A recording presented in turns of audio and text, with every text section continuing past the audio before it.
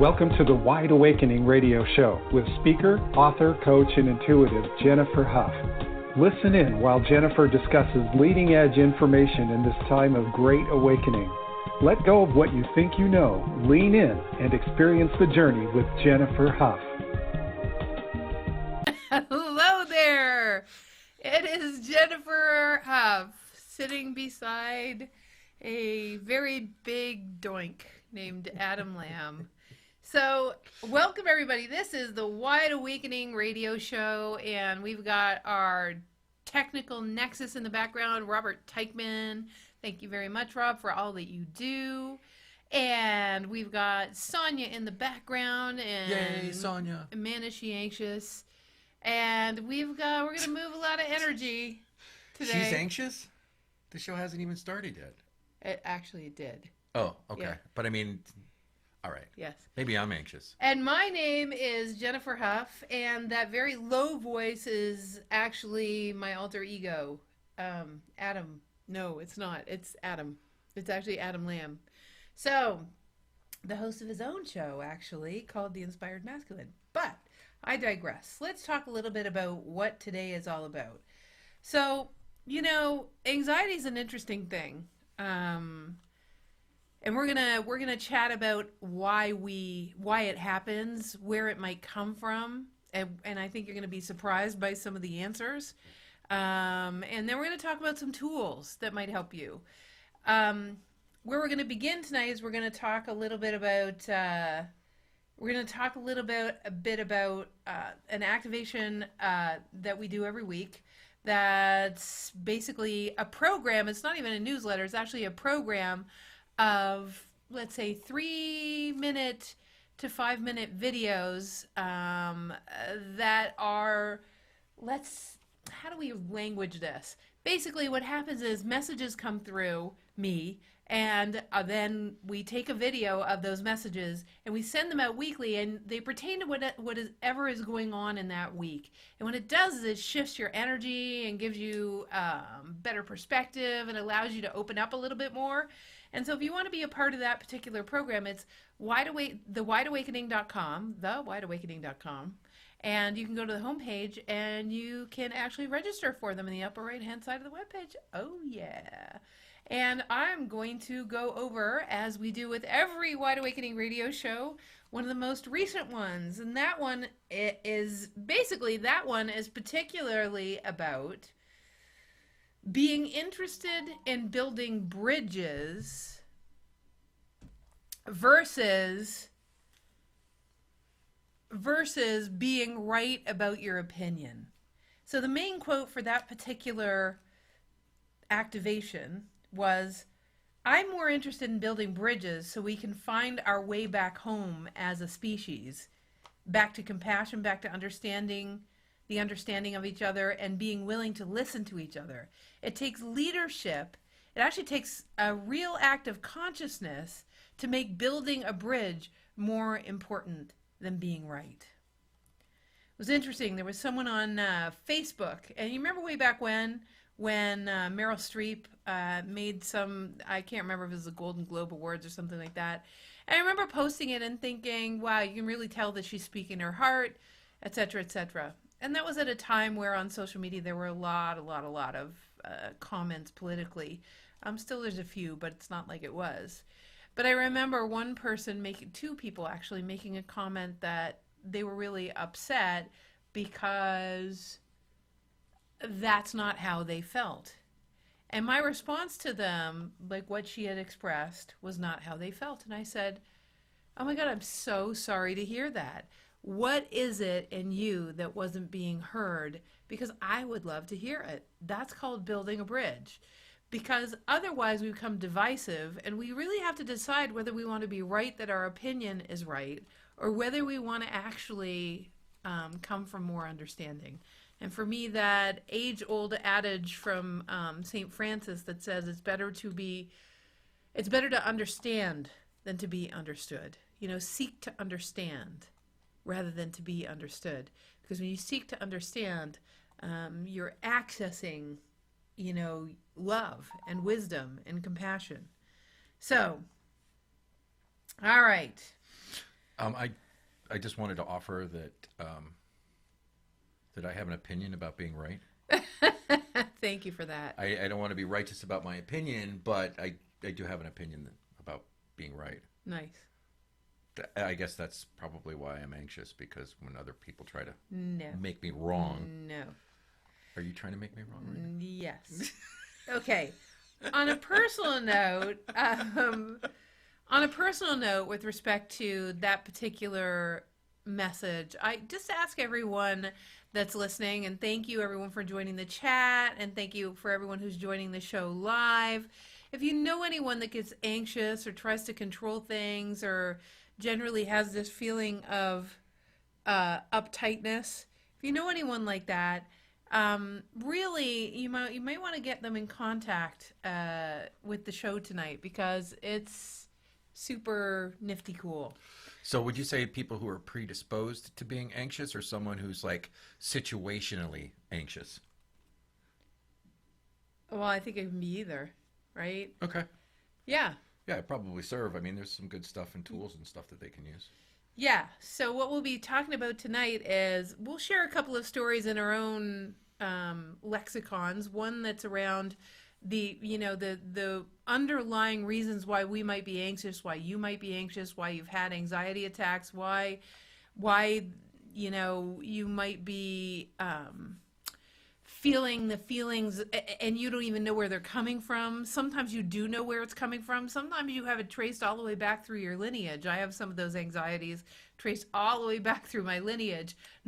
Not to say that that's particularly helpful, because knowing where it came from definitely doesn't necessarily get rid of it. I'm sure a lot of you who experience anxiety know exactly where it came from, or at least think you know where it came from, and somehow you thought that in knowing where it came from, somehow you would have peace. But it kind of reminds me, so the reason why we picked this topic is because I'm going to go way back, like probably 10 years ago, with a client who was in Get Out of Your Own Way. And I remember sitting in the room. It was our normal 15 people around a table. Very profound conversations were happening. I remember all sorts of stuff. Really cool. And this woman, I still remember her face. She makes me smile because she's so funny. She has a great sense of humor. You would never have thought that she was anxious, ever, in a million years.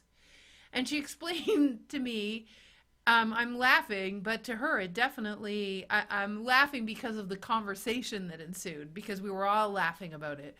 But it was a very serious issue to start the conversation, because she started crying. She started crying about the fact that, she always felt so free to drive. She had anxiety about driving. So I said, why, sweetie pie, why are you so anxious about driving? Because, you see, anxiety, as Adam and I talk about a lot, it's about future projecting an outcome and being afraid right now like it's going to be true, right? So what she was afraid of is that something really terrible was going to happen to, like, anything could happen at any time. It's like a big cosmic 2x4 could hit her from anywhere. So every time she got on the road, she literally was afraid of dying or suffer, mostly dying. And I thought, wow. I said, when did it start? She said, well, she lives in Southern Ontario where I was, in fact, kind of around the corner. And it started when her mom said, oh, I'm feeling a little bit lonely tonight. Now, that was on a January night. It was an ice storm in the dark. And she decided, because her mother was feeling a little bit lonely, that she would go down her driveway and onto an ice sheet of a pseudo highway and drive.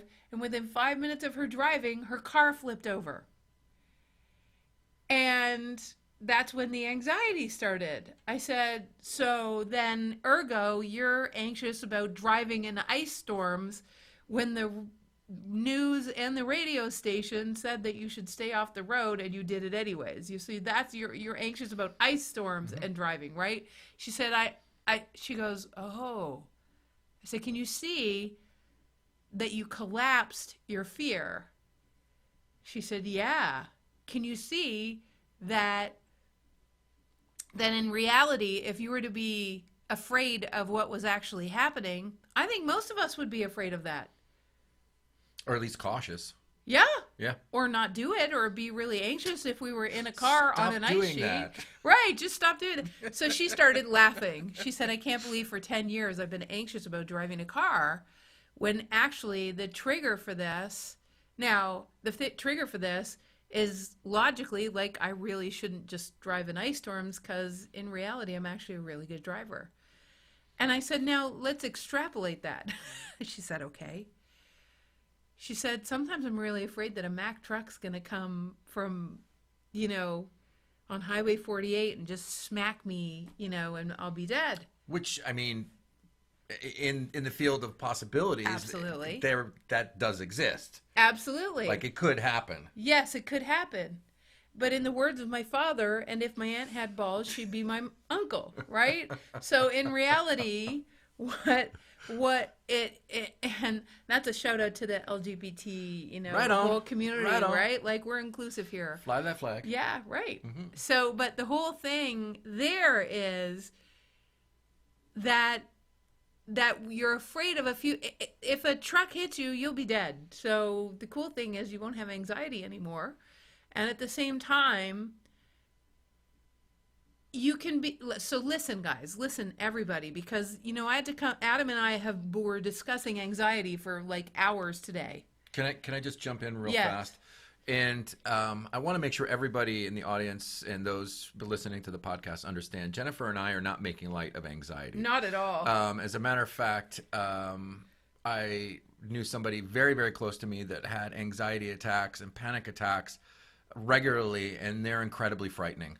And so we don't want anybody to get the idea that, we're discussing this with any less seriousness than it should. But we both realize that a little levity can sometimes soften a hard subject. Absolutely. Because, we'll get into some of our stories, which we talked about for hours today, trust me, of anxiety. And when we say they were not funny at the time, they really are not funny. Not at all. So, but at the same time, it's like when we look at the lexicon of anxiety, it's just wild. Would you say also that, so there's the idea of future projecting an outcome that hasn't happened yet based on maybe a historical perspective, which at the time feels incredibly valid. But would you also say that there's also physiological causes for anxiety, cosmological reasons for anxiety? There are all sorts of reasons for anxiety, which, yes. And we'll get into some of those because those things aren't even yours. But back to this woman who was afraid about the truck hitting her, right? So the woman who was afraid of having the truck, these were all ahas while we're in the middle of get out of your way. And I'm just thinking, show me something to say that is actually going to assist. Yeah. And in that moment, there she was. And she was petrified. She was white knuckling it. And we've all had those moments, right? Where we are so afraid of an outcome, or we're so attached to something happen. And when we're really anxious, we feel like the world is going to cave in if an outcome doesn't happen a certain way, or like we're going to die, or that's the feeling we have in our bodies, right? So that's how she was looking. She was looking for freedom from this issue. And I said, listen, I just started asking questions. And that's one of the beauties about getting the left and the right brain to agree. When you start asking questions, it starts to bring the mind peace. So I said, listen, is it true that a Mack truck actually could hit you from out of the blue? She said, yes. I said, are you a pretty good driver? She said, yes. I said, the chances are fairly low. She said, yeah, but still, it could happen. Like, what are the odds? How does God pick? Who, you don't know. That's a completely different conversation. Right. All that kind of stuff. And that's the wormhole she went down. And then I said, listen, maybe you have been selected for a big Mack truck to hit you. Maybe that's a predetermined, maybe everything works on fate, which of course I don't believe, but, maybe it's all true. You've been pre-selected. Maybe that's just your destiny. Maybe that's even what you're tapping into. I said, but what are you going to do in the meantime? Are you going to enjoy the living hell out of your life and then get hit by a Mack truck? Are you going to have as much fun as you can possibly have and then get hit by a Mack truck? Because we all have our own versions of a Mack truck eventually anyways, don't we? Because we all kick the bucket. Yeah, but Go ahead. No, I want you to. Right. And so she said, yeah, I suppose. I said, just what do you want for your life? Because in the end, we're all going to have our version of a Mack truck anyways. It really is the Mack truck's going to happen, whether you're 90 or it happens next week. My question was, and it was a question I was equally asking to myself. It wasn't just her. I was thinking to myself, yeah, I have a couple of things I get anxious about. So am I going to live until I die, or am I going to be worried about all those things and then I'm going to die?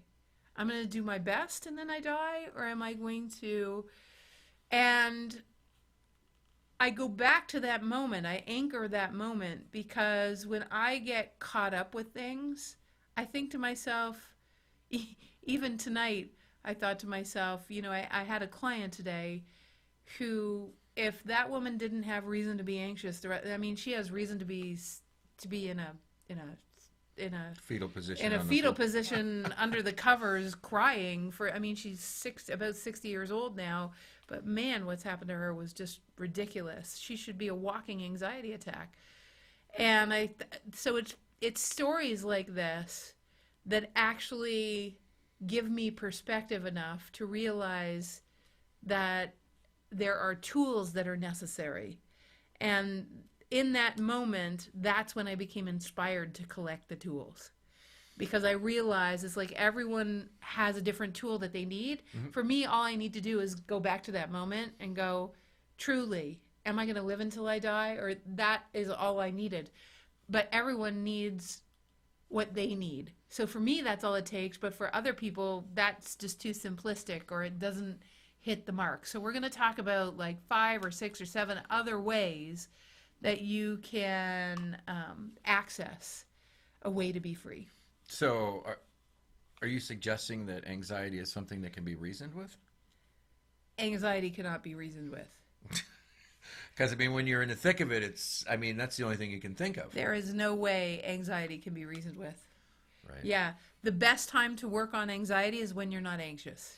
Ah. Yes. That makes me a little anxious just thinking about that. About having to do the work. Well, the place to start in this discussion, though, is like, let's talk about you and I. Okay. And the different anxieties. So what we'll talk about, you guys, is we're going to talk about questions like, why do we get so afraid? Why is it that we literally, when you're anxious, you're absolutely not trusting that life has your back? It's gone away. It's like you're all by yourself. You're alone in the field. And the worst part is nobody else will understand you because you judge your own self as being crazy, right? You judge yourself as like, oh, I'm not even going to speak this. Meanwhile, everyone can see it on your face. Yeah, I think that's kind of the unspoken tragedy of anxieties, because not only do you feel anxious, but you feel stupid. Right. You feel judged by other people. That, I mean, how could they possibly understand the panic that's going through every cell of your body? And then you get to kick your own ass again about it. Right. And then you feel isolated, and then you separate from other people. When sometimes, so I already shared my story of what it takes me to get back from anxiety, but I'll tell you a surefire thing that works every friggin' time. Okay, you guys, just listen. Just breathe for a second. And by the way, this works with someone in your life that has anxiety attacks. For the most part, depending on if you're carrying them or not. But I'll tell you, when I'm really anxious, if Adam comes over to me or one of my friends come over to me and just gives me a hug and said, I'm so sorry that you feel that way right now, authentically, not trying to fix it, I can tell you right now that my body comes down about 10 notches instantly. Because I'm not no one's trying to fix me. I'm not being unacknowledged. I don't feel stupid. And I feel unconditionally loved for where I'm at. And it's very, very, very powerful. Yeah, tenderness is a great tool. I mean, I know that sometimes when, well, let's just put it frankly, when I'm in my shit, and you can tell, if nothing else except my furrowed brow, sometimes without you even... I don't think you're realizing what you're doing. You just place your open palm on my forehead, which for me has always been kind of like this sacred spot that either no one knew about it or no one cared about it. But, you know, because I just realized that touch on that part of my body brings me right down. Like instantaneously. It's freaky how that happens. Can we do something right now with everybody? Well, it depends on if they're in the mood or not. Waka waka. So you guys do that. Take your palm and put it on your forehead between your eyes, and just breathe for a second. Almost like, I feel like it's like Spock, doing the Vulcan mind meld. No, I think of the horses that go around right. Central Park, and they have the blinders on, and it keeps them really calm. And Yes. it's like having a blinder for your third eye, kind of just for a moment, kind of breaks the connection of the circuit that's being downloaded. What's the name of the woman who was autistic who did all the work with the cattle industry? Oh, jeez, now you put me on the spot like that. Her name starts with T. No. Anyway, it'll pop. Yeah, it'll pop It'll up. pop up. Right. Anyways, she made that piece of equipment that calmed her Temple right down. Grayson. Temple Grayson. For Temple Grayson, who was an actual person, and it was made into a beautiful HBO movie. She was autistic, and although she absolutely yearned for physical touch, her she could never get a hug from her parents because the anxiety became so much. So in college, she built this device out of 2x4s in which she would actually lay down and pull a piece of rope, and it would close the two sides of it and basically hold her from both ends, and that would instantaneously bring her down. So that was, she figured out exactly what she needed and created this device to do so, which allowed her to do really, really well in school until they found out that she had it in her dorm room. Yeah. And asked her to take it out. Which of course, so by the way, highly recommend if you think you got issues, there's someone who can give it's like really a perspective giving movie on anxiety. It's very, well, and if you get anxious, for sure. Yeah, and autism, but autistic people are highly, highly sensitive. So they are prone to a lot of anxiety, right? Because they can feel so much. Mm-hmm. So, and those that listen to this show, of course, generally are people that feel a lot as well. So which brings us to the question, put that movie on your list, everybody. If you have people in your life that are anxious, we just so recommend. That's a great movie, the one about Temple Grayson. Temple Grayson, that's it. Very, very good movie. So it's probably about 10 years old now, maybe 10, 15. Mm-hmm. Yeah. So, but I think it even won awards. It's a fabulous movie. Yeah, one of the fascinating aspects of that movie is she went on to create some pretty innovative designs for stockyards because she understood how cows felt at some level. So she helped them not be anxious. Right. Which is really amazing. Yeah, part of the difficulty in the old school way of actually gathering cows to it was that excessive action, like cowboys cracking whips and things like that, actually created an abundance of lactic acid in their muscles. So Temple Grayson wanted the cows to be calm. It made them less manageable as opposed to more. Exactly. So, which is true of anyone who's anxious. So, okay. So, some of the things, you just asked the question. So, what are the reasons triggers. why Yep. you can be anxious? Yep. Okay. So what are the reasons? So everybody think about that right now, because that'll be the basis for our discussion. So really look at, where is the anxiety coming from? So for instance, it could be passed on ancestrally, right? Like I was talking to you earlier about my dad, and then my dad, my dad's dad was an engineer, so bridges fell down if he didn't get it perfect. Also, my dad's dad, my grandfather, was the first man of his family to be very afraid of being physically abusive like my great-grandfather was. So he was constantly anxious that he was going to be that way.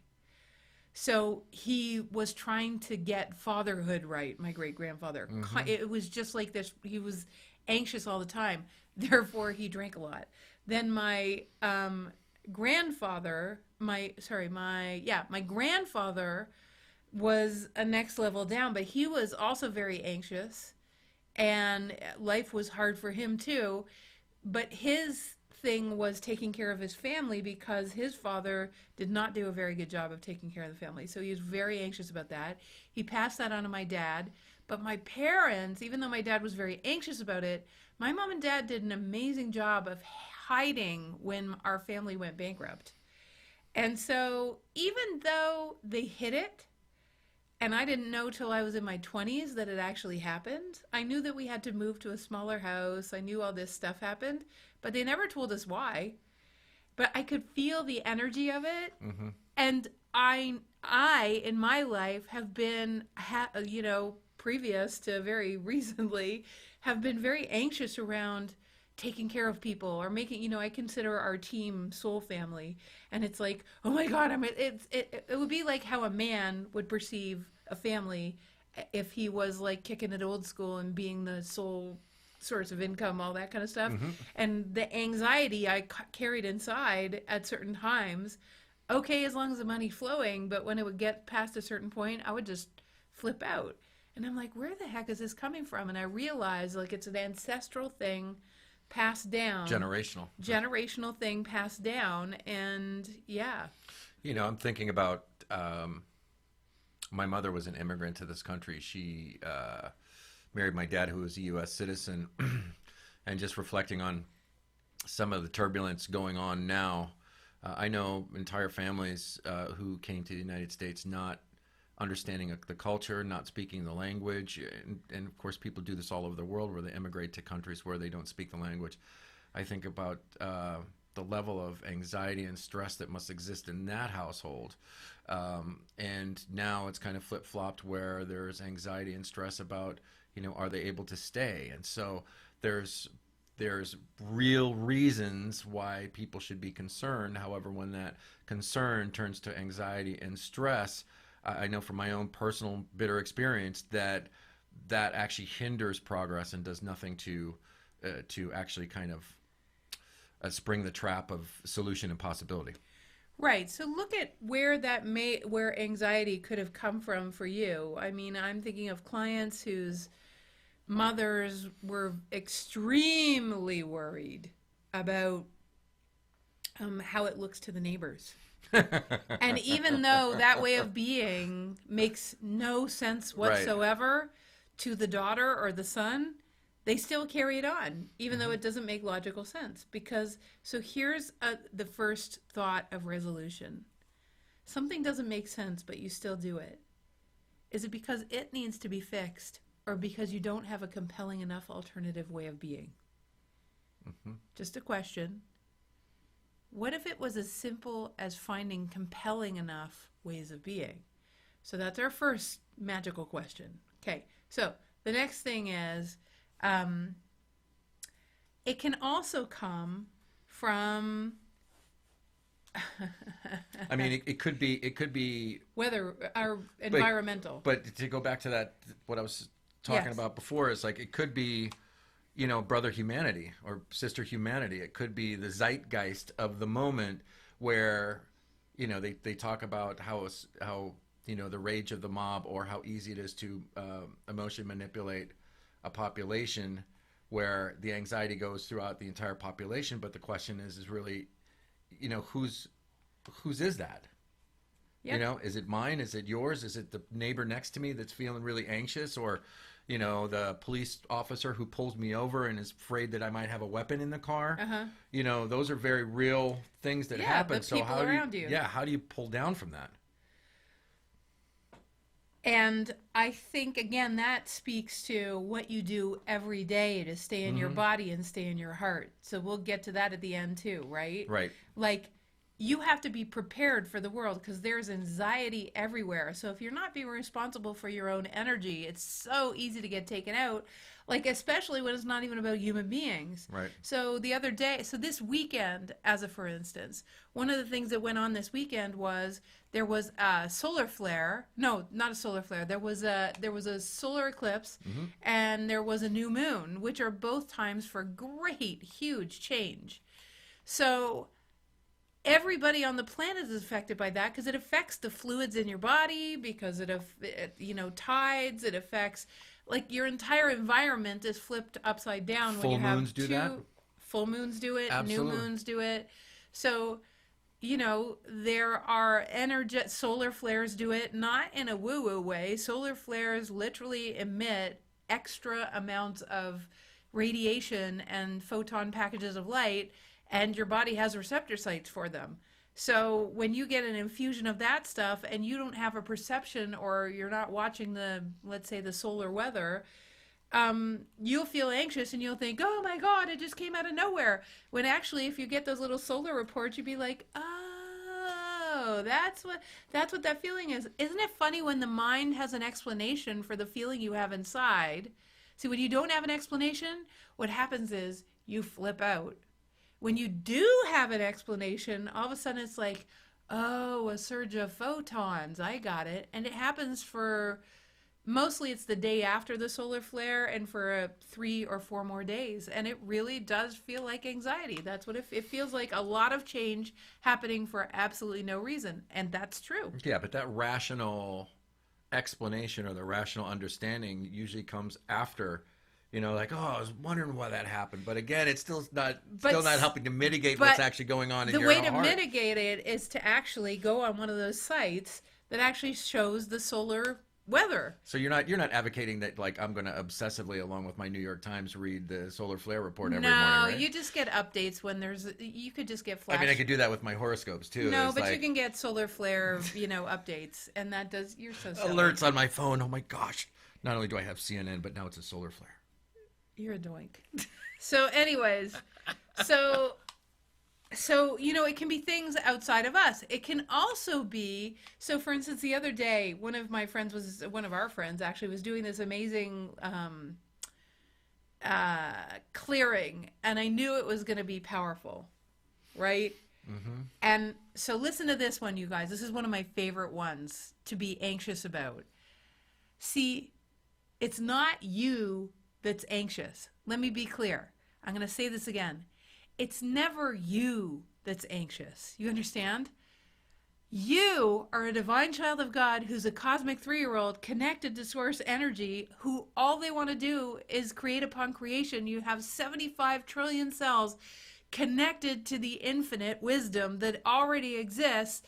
And the problem is, when we disconnect from it, when we are more interested in trying to wrestle life to the ground and control it and be safe and try not to get hurt, you're not in that which connects you to the infinite flow. You're not in your heart. You're in your fears and your mind and all that kind of stuff. Do you get it? So the only time you can be anxious, because anxiety is not being in your heart. So the only thing that can be anxious is actually your ego. And here's a crazy thought. If the only thing that can be anxious is your ego, then what's the biggest thing that makes your ego anxious?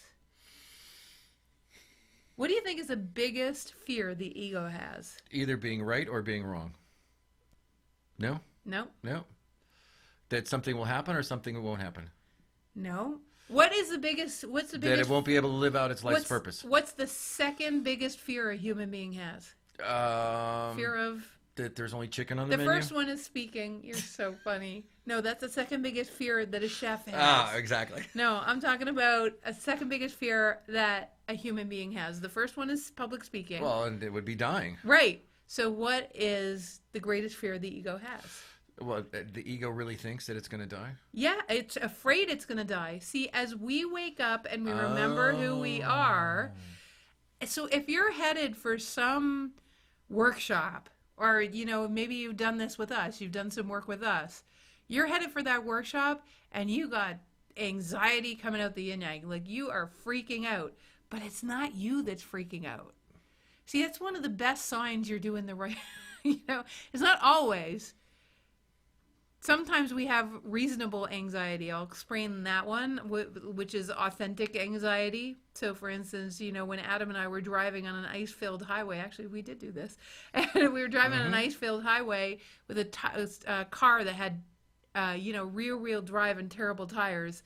And we were about to engage on a very long drive in the dark. And I'm like, I literally was having an anxiety attack. And Adam's like, what's wrong? I said, we need to pull over. And it wasn't I don't get anxiety attacks for no reason. I knew that it was something, right? And lo and behold, there were tractor trailers off the road. If we had kept going, like there were some people that died, that night. So, and we stayed in a hotel. So that's anxiety, but that's real because it isn't triggered by anything. It just shows up. It's also higher levels. It's higher levels talking to you. It's like, this is not your path. You cannot continue on this path. This is not your path of life. So that's like a fundamental anxiety. What we're talking about right now is the kind of anxiety where the ego, you're doing something good for yourself, and the ego knows that it's going to get its butt kicked. I just wanted to shout out to Millie Molly from Wales because this speaks directly to her question that she posted on the Blog Talk Radio page for the radio show. Yes, yeah, absolutely, which is great. So the other day when my friend was doing this amazing clearing, I was like, I was anxious all day because I was going to do it. I don't normally do stuff like that, but all of a sudden I got really super duper anxious. And I didn't get anxious. My ego got anxious. Mm-hmm. Right? So, and someone's just asking, how do you know the difference? Mm-hmm. How you know the difference is when we're driving along the highway, I got a full body experience of that we shouldn't be on the highway. Every cell in my body was like, no. And it wasn't necessarily panic until I wouldn't listen. If I'd have said okay, then it would have just sat with kind of like that, the surety of like, okay, now we're on the right path, as opposed to, I was like stuck in my ego going, nope, I'm going to continue driving. Then it became a little anxious. Now you might say, yeah, but Jennifer, when I have an anxiety attack, it's still a full body anxiousness. Mm-hmm. So what's the difference between anxiety driven by your higher levels trying to tell you to get the hell off the road because they love you, and anxiety driven by your ego that says, I don't want to die, so don't do this program. I'm going to make you feel really, really afraid because you've collapsed your ego in with yourself. You think that you as a cosmic 3-year-old is the same as your ego, as the part of you that tries to protect you, when they're not the same. There is you who wants to create going forward, and then there's this crazy ego that wants to protect you from ever shining your light, being judged. Thinks it's doing a good job. All it wants to do is keep you safe. Thinks it's doing it, well, perceptively safe. But as far as it's concerned. But truly, what it doesn't, it's like a dinosaur. It doesn't understand that we have the superpowers available to change the world around it so that the world becomes safe. So we have to choose whether we want to express our heart and be the creative beings we came here to be, or whether we're going to spend the rest of our lifetimes protecting ourselves from the boogeyman, which has been very real and very true. And right now it's very real and very true in many ways anyways. Yep. But if we're really being called, are we going to be the bridge to change such that the boogeyman can dissolve in the ethers or in the wake of our love? That's not the same thing as wishing it would go away or wishing it would change or hoping that it would change. Right. But it's actually taking action. When you take your power back, the anxiety starts to go away. That's the beauty of... So that's how you know. Like, as soon as we turned off the highway onto the side road, it completely went away because the anxiety did. Yes. Yeah. Yeah, I knew as soon as, the instant we decided to look up hotels is when it went away. Right. That's what they were trying to say. I'm like, okay, I'm good now. No, right about that time, I was anxious that we were going to find a hotel. But that was coming from my ego. So, but let's talk. You had a speech yesterday in New York, right? So you did this talk in New York for the ACF. So the chef. Yeah. So for me, it's a historical perspective in that, and something I got from my dad. Somehow I came up with a story or the belief that my dad really tried to do the right thing throughout most of his life. Not that that was a bad thing, but when he passed away at 61, I had the sneaking suspicion that it was this deep desire to do the right thing and to be the right guy and to like completely carry the entire family and make sure that no one wanted for anything. That I always had this suspicion that that's probably what took him down. And so I did a presentation in Chicago 2 weeks ago, and the speech was pretty good. It was well received. The room was kind of small, but that's okay. And so decided to do the same thing in New York. And the night before I was supposed to deliver, I was talking to Jennifer on the phone, and she said, okay, let's go over it one more time. And I said, okay. So the topic, the title was 4 Steps to a Fulfilling Culinary Career. And really it's not culinary, but it could be any career. But 4 steps to a fulfilling career. And Jennifer said, okay, so what are the 4 steps? And I went, oh, no. I have 70 slides. The speech is pretty much packaged. I've gone through it again, and now I have to change it because, of course, she pointed out something clearly correct, that there were really no 4 delineated steps or 4 sections of the speech that we could refer back to, which put me into instant anxiety because it's now 9:30 at night and I have to deliver at 9:15 in the morning. But where the anxiety was being driven from was this desperate need to prove my worth or prove my expertise or be trustworthy. Is what it actually, the very bottom of the barrel of that particular one.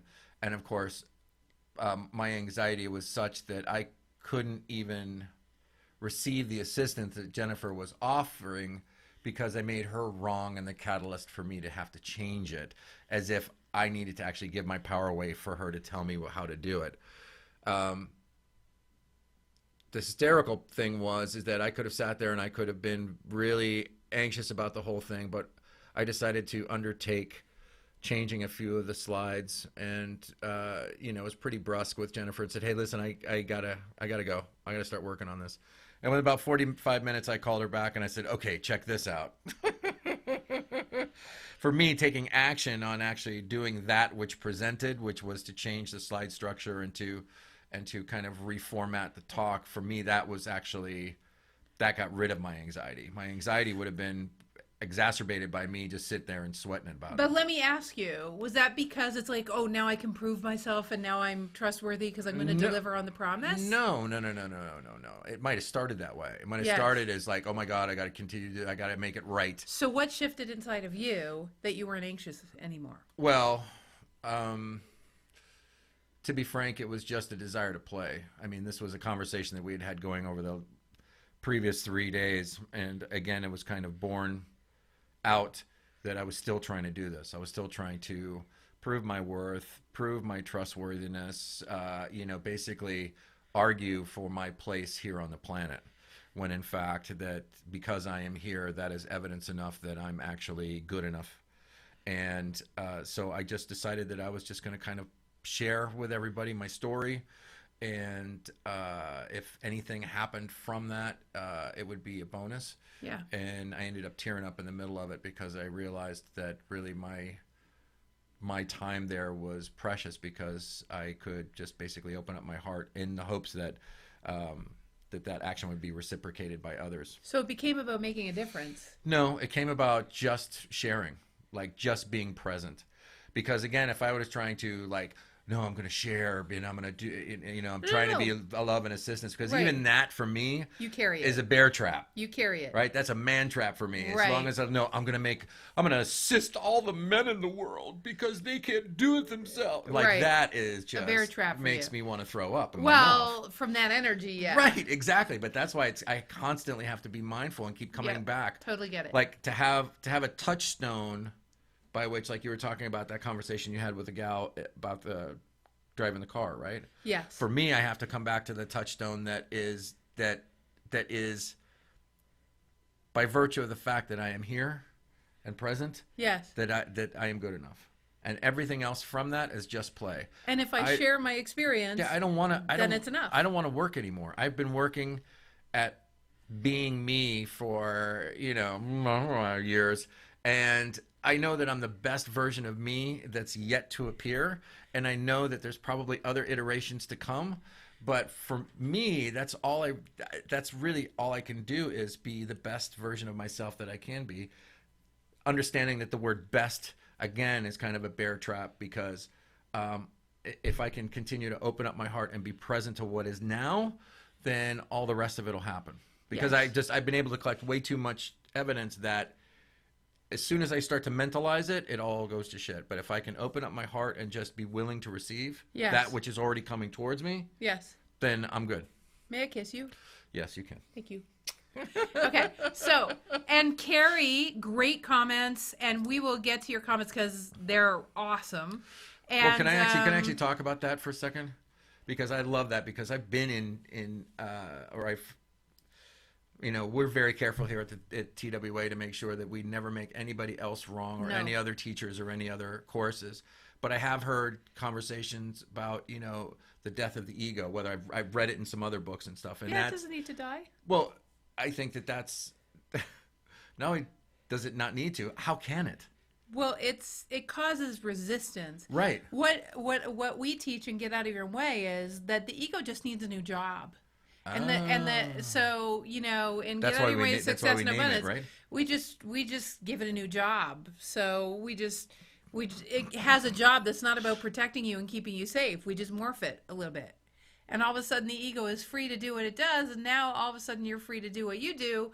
But the problem is, and I love what Carrie said, because what Carrie said was basically that when I was in the car, what happens is that anxiety that came from doing something that's inconsistent with my piece of the puzzle of heaven on earth, when we turned off the road, instantly had me be right back in, like, my whole body settled down. Whereas the kind of anxiety we're talking about that's ego driven is recurring. It's like a pattern that constantly recurs. It's like, so for instance, with your prove it and trustworthiness, I mean, that conversation could be control.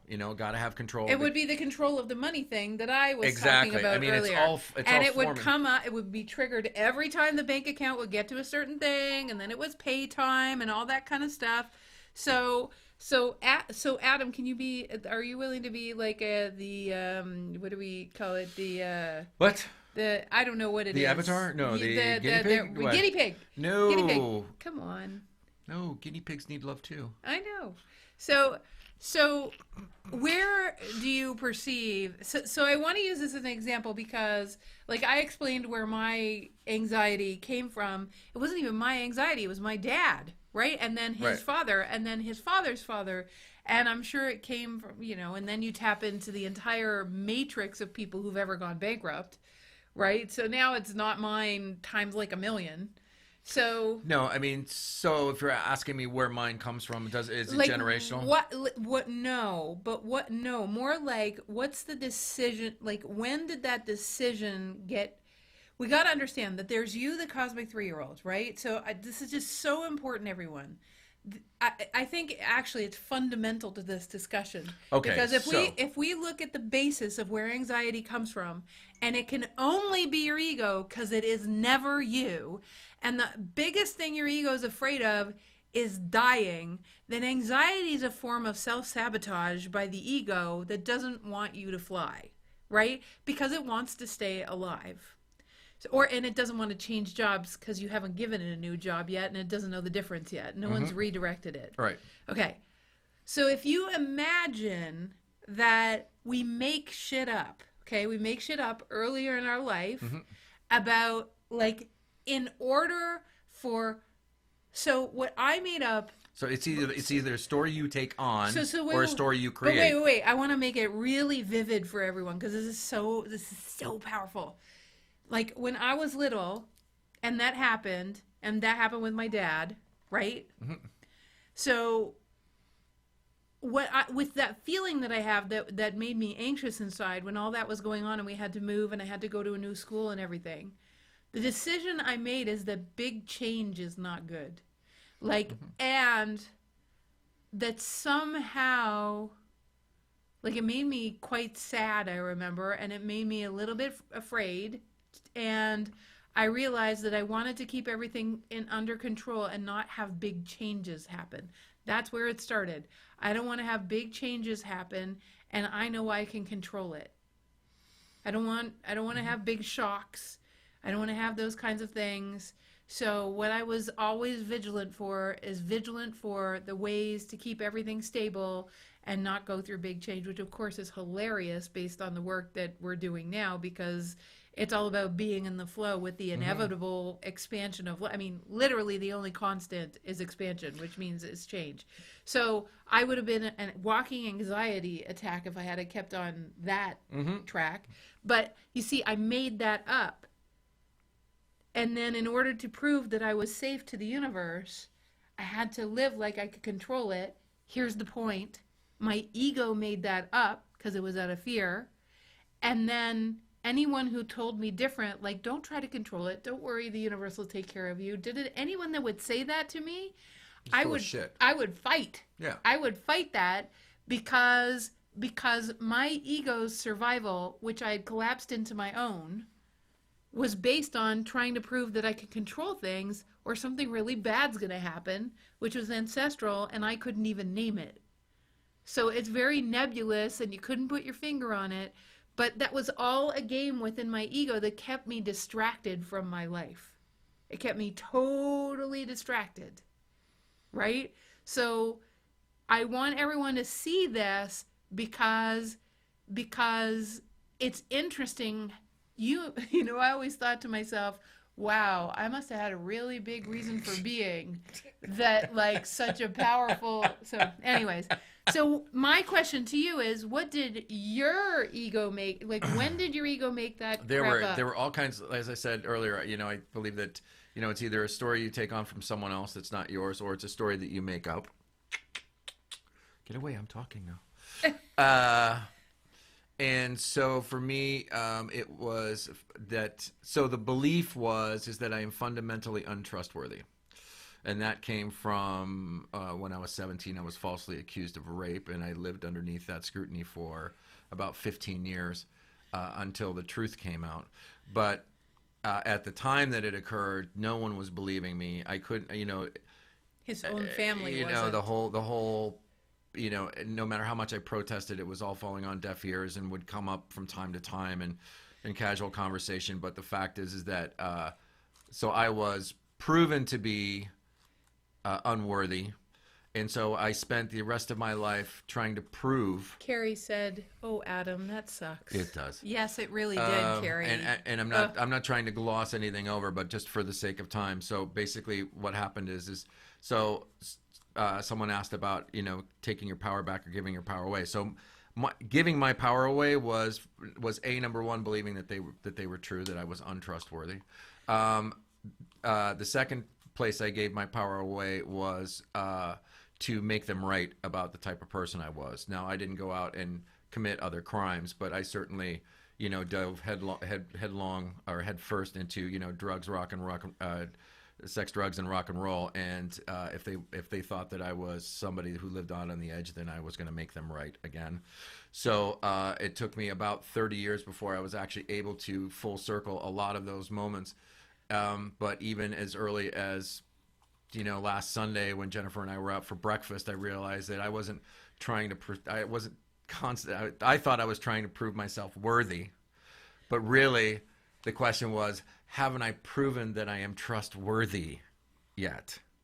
And that's usually where these last triggers are coming from, is like, my ego even has to flip that around. So if I'm in a situation where someone perceives that either I am not of worth or that I am not trustworthy. Wait a second. Where your filter is so well trained that your perception was the things that weren't about trustworthiness at all, you would perceive them as being about trustworthiness. But that's the sieve through which the conversational liquid would pass. Yes. And my ego would try to collect little flecks and pieces of evidence around why someone didn't trust me or someone didn't think I was of worth, until there was enough detritus in the filter to be able to go, see, told you. You're using a lot of big words tonight. Am I? Yes. So anyways, but what I want to make sure everyone sees is how anxious the ego, because you do not get anxious, how anxious the ego gets. So here's Adam, right? And maybe I would come along and go, because Adam runs some of the systems around here, and maybe I would come along and go, hey, can we change the system? But all of a sudden, he is all about proving his trustworthiness, and how he hears that is not like, hey, we're playing and building something and co-creating it. He was hearing it like, I'm not doing a good job, and there I go again, not being trustworthy of like what I've been charged with. Here's like, as if that's not dangerous enough. What I found to be unacceptable was how my ego was driving a wedge between Jennifer and I in those moments where she wanted a system changed, or, I was collecting evidence about why I was wrong, or that she was trying to make me wrong or untrustworthy. What would happen is my heart would close and I would feel distant from her. And for me, that was completely and wholly unacceptable, which is what spurred the conversation on Sunday with this transparency. Like, we talk about the art of saying what's there, and it's something that we discuss at length in Get Out of Your Way to Rock and Relationships. It's going to be starting up pretty soon. But in July, it's coming in July. To be able to say to her, without carrying her reaction, without being afraid of how she was going to take it, but being able to say it in a way that was kind and owning it, as opposed to making her wrong about it. Listen, what's happening in my heart, I can't have it. I can't have it. And these are the reasons why. And I don't know what to do about it, but I'm committed to continuing to open up my heart, because that's where I know I live.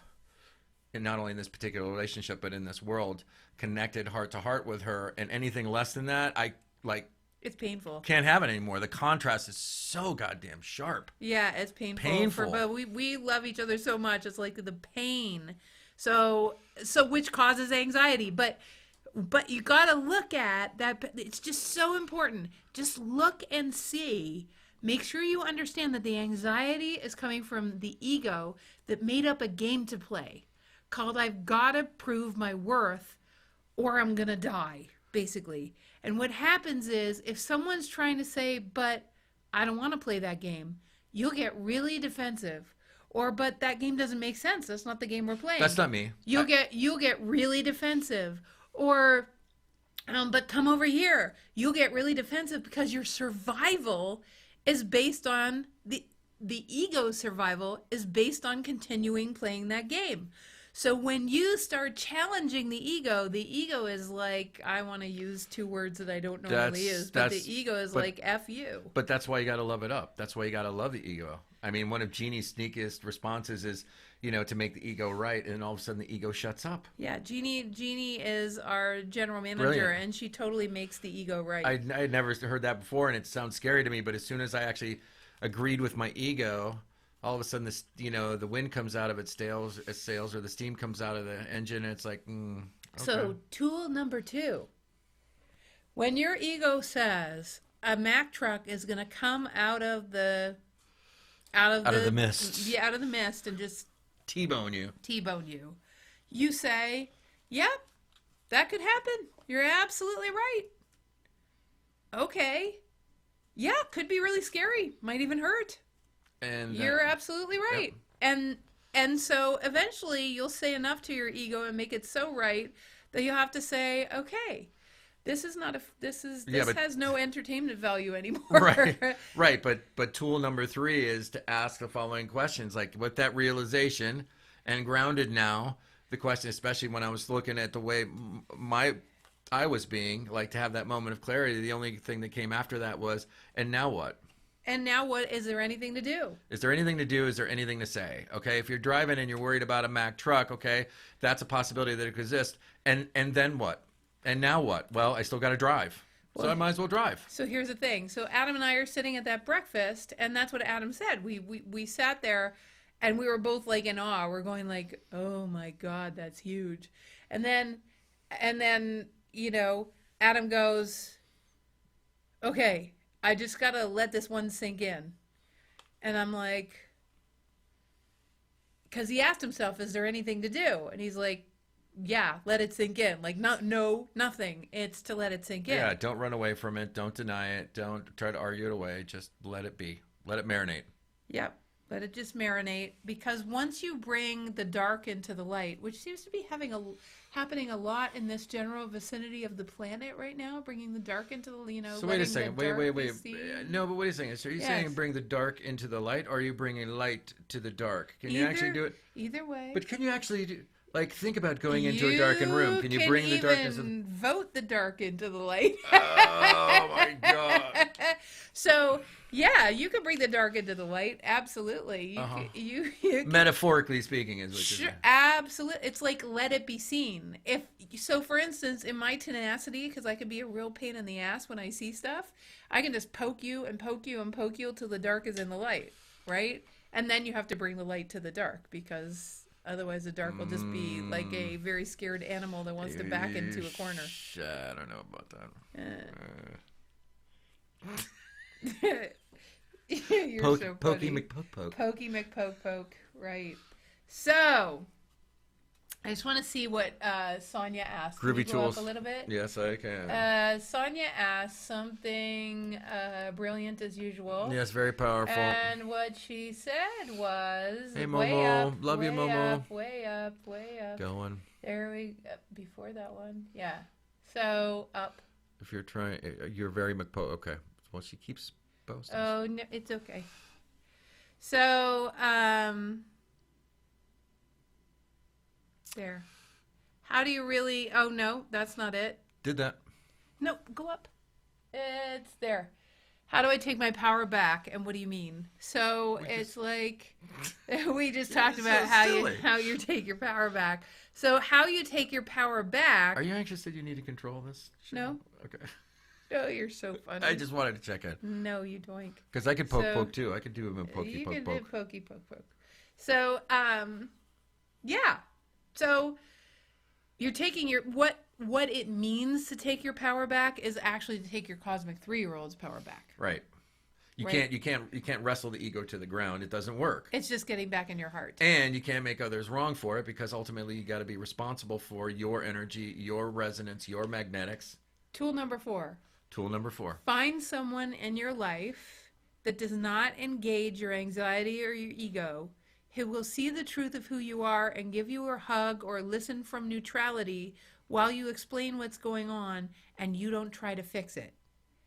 They don't try to fix it. Have someone in your life that you have that can just bring your dark into the light. Like, you can say the dark into their light.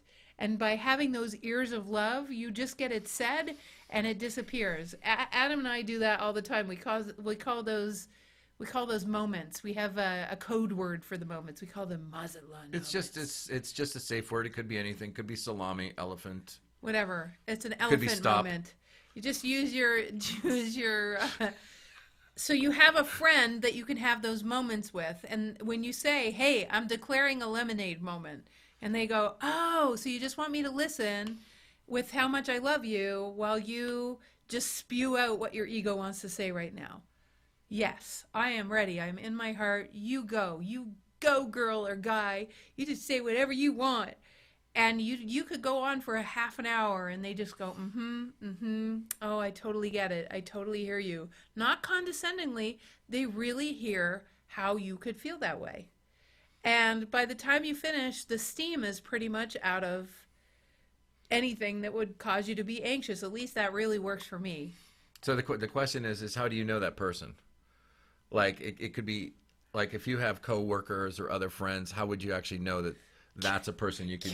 Carrie says, how the hell do you guys get anything done? Not much. And Sonia's taking it like, yeah, they got us. We got this covered. So our team is really good at that. You know, in fact, we even have a team member who's the official listener person, which is basically, I mean, everyone does it to some degree, but Jeannie is basically partially working here to be that person. Yes, that's actually in her job description. Yeah, it's in her job description to do that. Yes. Yes, and that gets rid of really does help with anxiety. By the way, Sonia's very good at it too. Well, so I was just going to consider that, you know, if this is something that's new to you and you perceptively don't have somebody in your life who can listen without trying to fix it. Don't come to us. No? Wow. That's No, I mean, harsh. you literally, I mean, even the way we coach is like that. Yeah, I mean, but what I'm saying, there's probably somebody in their life that they're doing that for yes. right now. Yeah. And so that would be the perfect person to ask. Listen, I don't, well, I'm just saying. It could be. It could be, listen, if there's opening for a conversation, listen, I've never done this before. I don't know how it's supposed to happen, but I understand that there's a possibility that this could really assist. Are you willing to play along with me? Yeah. And here are the rules. And that's the Yeah. only way But you know. it could be anybody. But I tell you what doesn't work. What doesn't work is sitting on the couch thinking that everybody's too busy, or that they don't care, Or are they gonna think blah, you're blah, blah, stupid, or or oh you're my God, isolated. you're complaining again. Like Yeah. letting your ego make run of it. Again, Right. you get back to this grounding moment where it's like, okay, all that's true, and then what?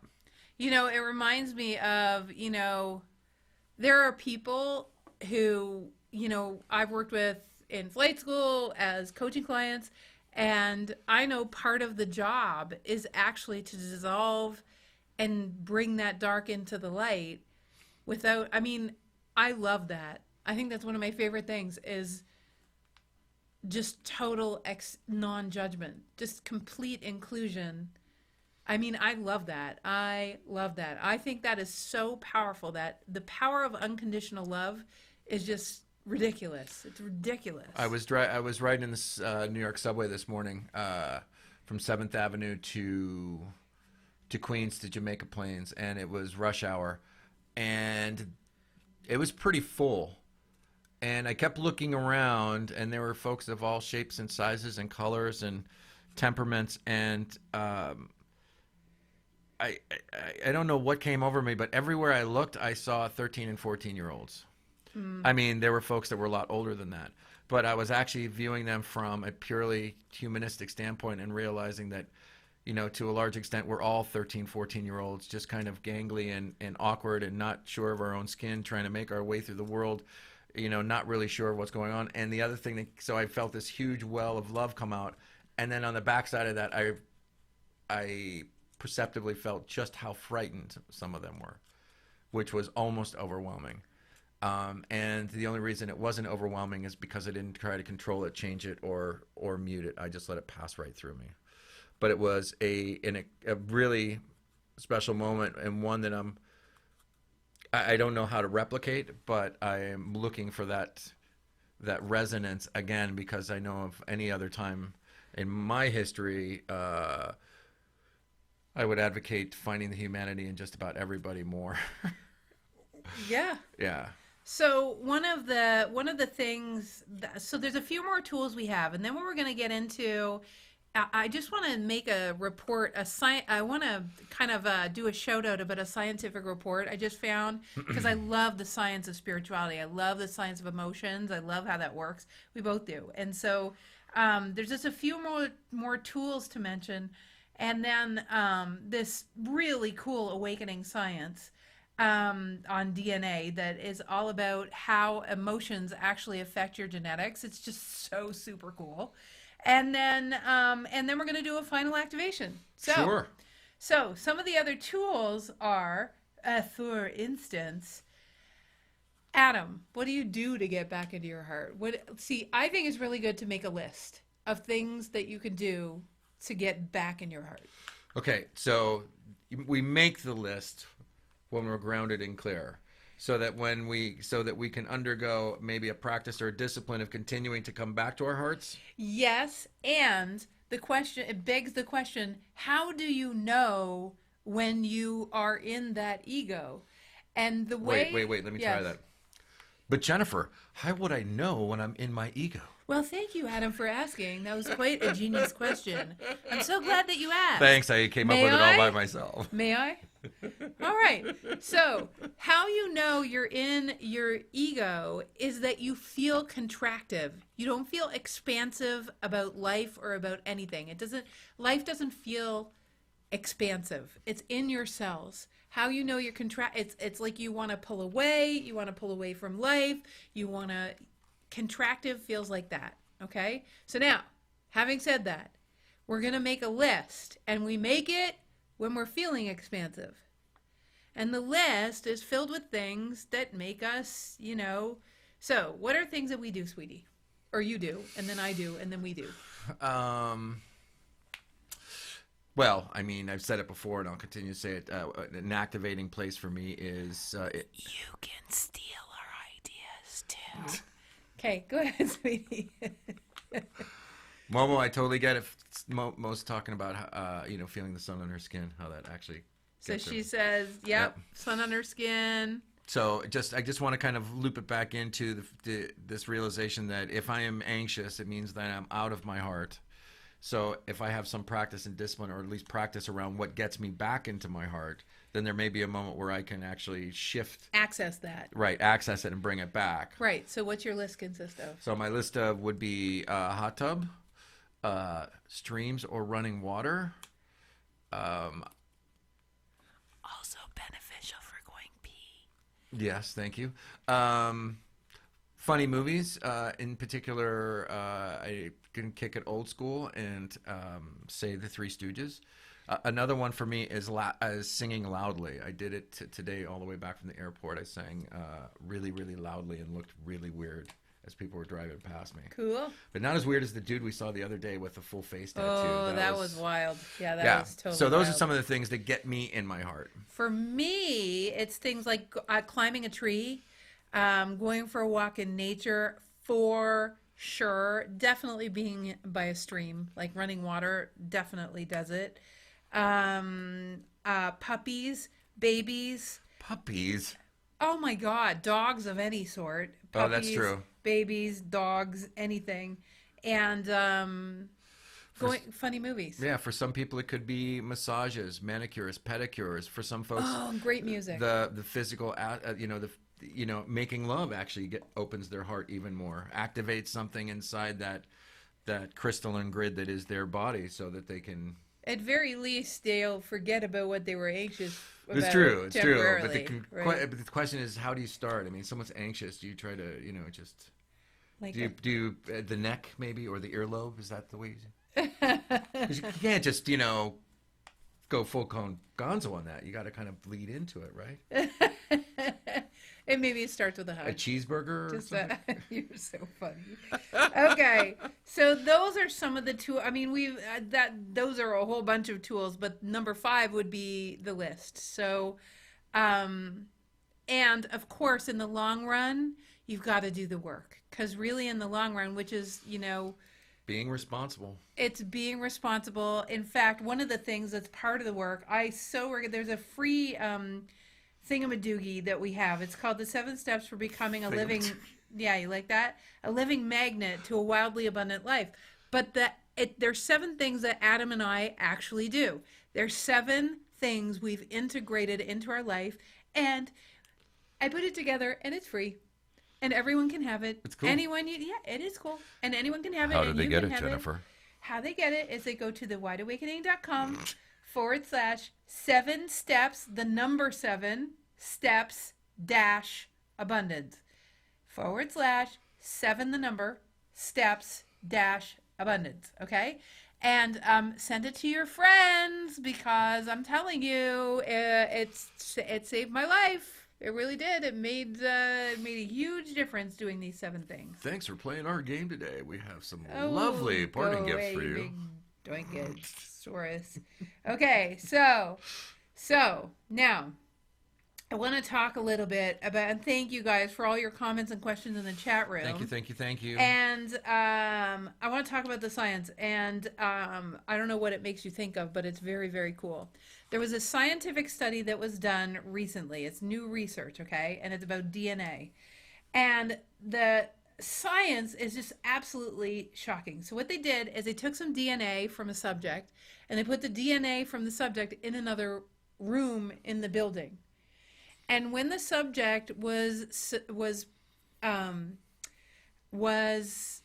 put in front of something really like different emotional, stimulating, yeah. emotional, so it could be angry, sad, whatever, the exact same response in the human being with their DNA and their cells was the exact same response in a separate petri dish somewhere else in a building. So you're saying that even though the cells were removed from the host, yes, and walked a distance of perhaps inches or millimeters away from in another room. No, it was so like another floor. So it's like a double-blind, double-floor experiment.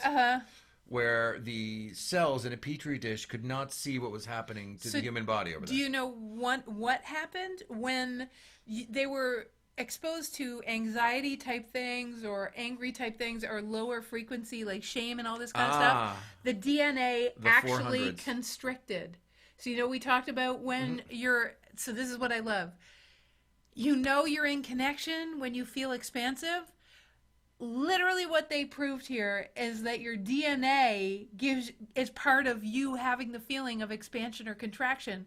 When you're actually in lower frequency emotions, your genetics constrict. And when you're in higher frequency emotions, your genetics expand. And the cool thing is, in a completely unrelated study from decades ago, when you put heart cells together and when you put, heart cells will congregate. So what happens is DNA is talking to all of our DNAs are talking to each other all the time. And the communication, which is, this proves everything we've been talking about for a couple of decades now, which is your telomeres send and receive information through photon packages of light back and forth. And you do it within your own cells, and you also do it to other people. So I love this study. Yeah, that's all I'm saying. Yeah, so there you go.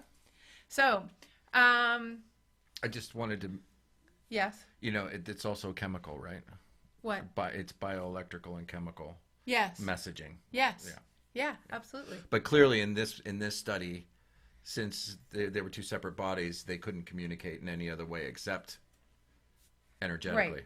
So we are going to do a final activation in a second, but I wanted to mention a few things. So we already talked about the 7 steps. Go and pick them up. Tell your friends. Please pass it on. Did you want to talk about that one question? Do we have time? I think we actually addressed it. Did we not? Really? Well, can you recommend anybody? Oh, yes.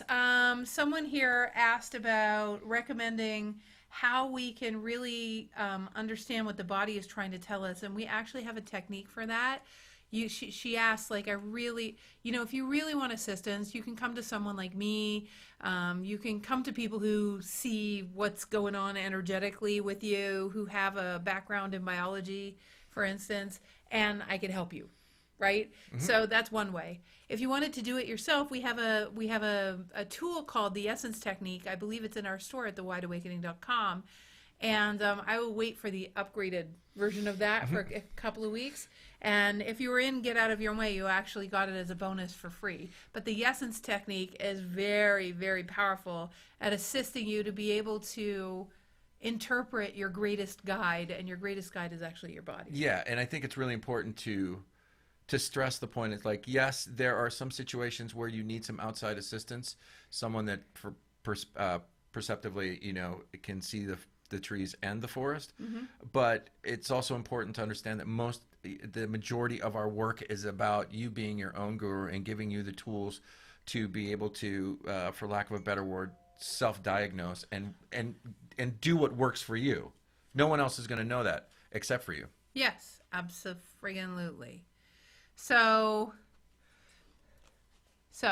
now, the next thing is we have monthly quantum wake-up calls where you can commune directly with me, and we are in this conversation every month that is on different subjects, and we do a deep dive.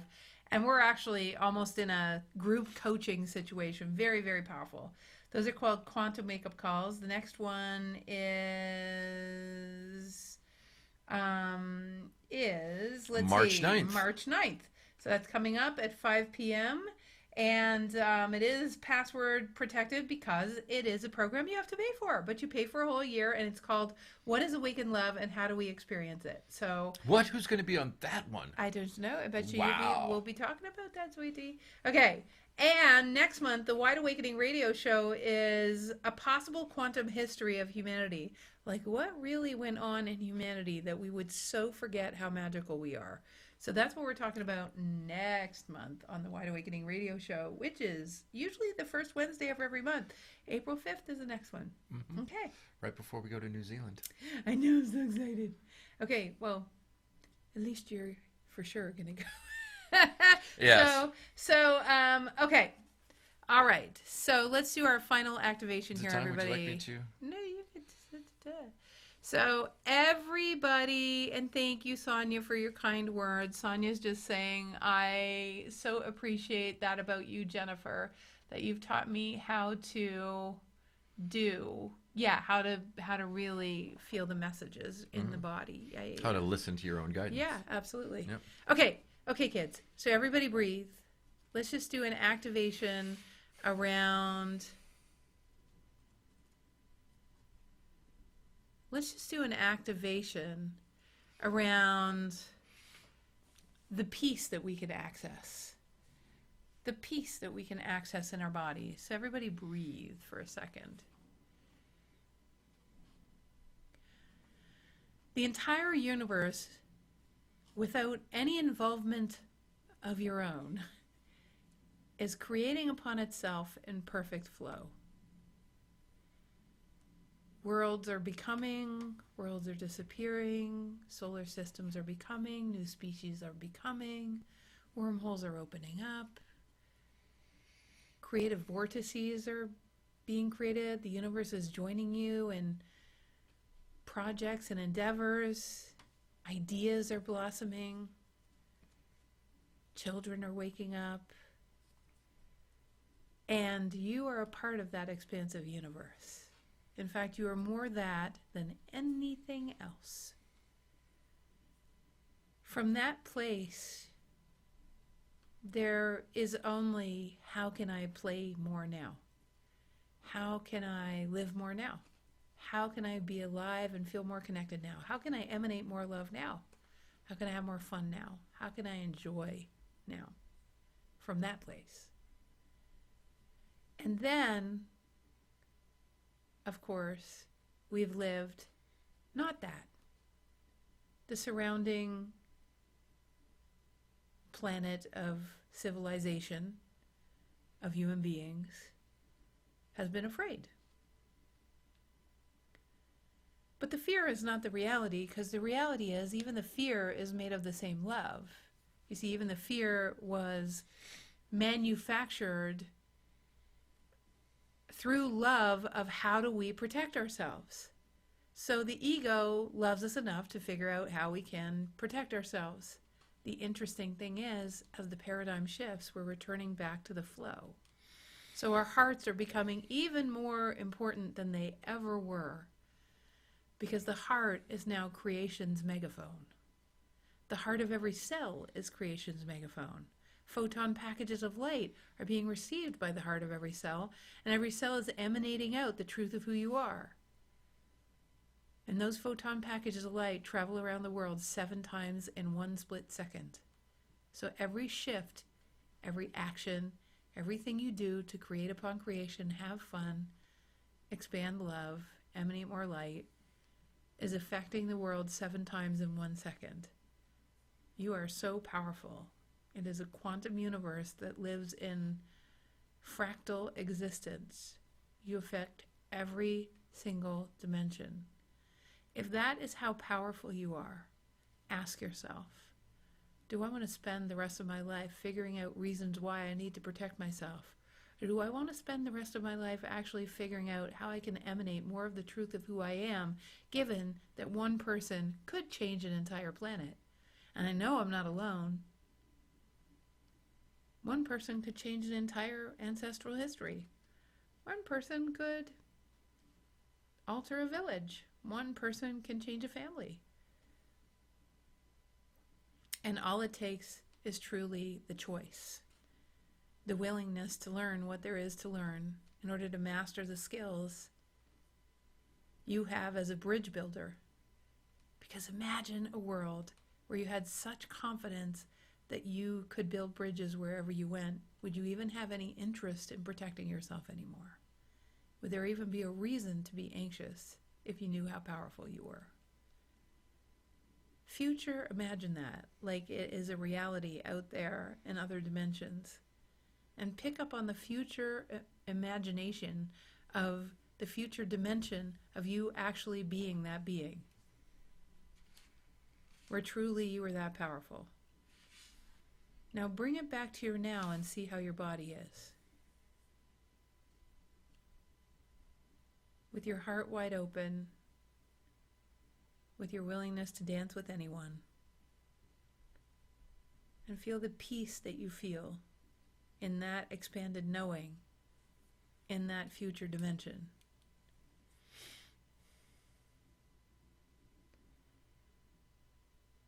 And just breathe. And just know that if you can imagine it, it exists already in consciousness. You actually just created a lot of energy. You lit up the possibility. Now ask yourself, what is there to do next that would assist me in my Jedi-ness? Sweetie pie. What? Jedi-ness. It's a word. I just made it up. You just made that I up. like that word, Jedi-ness. Anyways, so guys, thank you so much for hanging out Thank you. with us tonight. You can find us at thewideawakening.com. You can find some recordings of all sorts of great stuff. And actually, why don't you tell everybody about what you're doing for men on Monday mornings? Yeah, so every Monday morning on facebook.com/The Inspired Masculine Alliance, every Monday morning at 8 a.m. Eastern Standard Time, we do a live stream that's about 5 to 7 minutes long, where there's some frank and vulnerable and transparent conversation about what it's like to be a man in today's society, and what being an inspired man might look like. Not only to be inspired, but to be inspiring. Yep, pretty cool stuff. And just so you guys know, and I want to thank everyone for sharing our radio show on social media. What I would love to share with everyone, for those of you that actually do a little blurb about what our work means to you as you share our work, it actually assists us to get out more when you share your own experience. So please, please do. Say a little something when you share our work. The second thing is if you share from our page, it actually really assists us, again, to get out in the world. And we just so appreciate, I can't even tell you how much we appreciate it. The next thing is, if you want to continue these kinds of discussions, we have something where all of the people that hang out in this world kind of go, and it just keeps building. It's very fun. It's called the Playground, the TWA Playground, and it's a group that we started for people who want to be the bridge, and it is facebook.com/groups with an S /TWA Playground. And right now what we're doing is we've already built an awesome list of Awakening movies, and we would love you to add to our new awesome list of Awakening books. So we're looking for the ones that are kind of really off the chart, that made a huge difference to you. So we're building a list, and if you want to come and help build the list, just join that Facebook page and you'll see that post there, along with some incredible, you'll also see that scientific study on that page, by the way. All right, you guys, love you. Thank you for being here, y'all. Thanks, Bye, Rob. Manisha. Thanks, Sonia, and Rob for Bye, being Momo. here. And Carrie and everyone else. hugs and snugglies. Bye, Carrie. Bye, all. Jennifer Hough's mission is to help everyone awaken to their innate abilities beyond the five senses, to live in flow and passion, and experience life as a piece of the puzzle of heaven on earth. To connect with Jennifer, discover more about the Wide Awakening coaching experiences, or to subscribe to life-changing activations through Jennifer's juicy free eAwakenings newsletter, visit www.thewideawakening.com or join in the fun on Facebook at /Wide Awakening.